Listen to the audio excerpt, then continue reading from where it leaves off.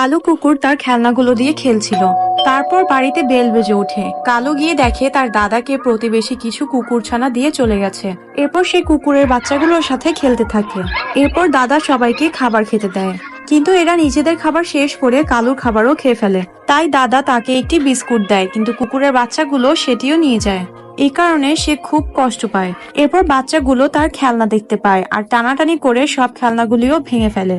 সে কোনোভাবে একটি খেলনা বাঁচিয়ে নেয় আর নিজের আর কুকুর ছানাগুলোর মধ্যে একটি দেয়াল তৈরি করে। হঠাৎ একটি কাঠবিড়ালি এসে কুকুর ছানাগুলোকে ভয় দেখাতে থাকে। তখনই কালো দেয়াল ভেঙে কুকুর ছানাগুলোর কাছে যায় আর বলে যে এটা শুধুমাত্র একটি সাধারণ কাঠবিড়ালি।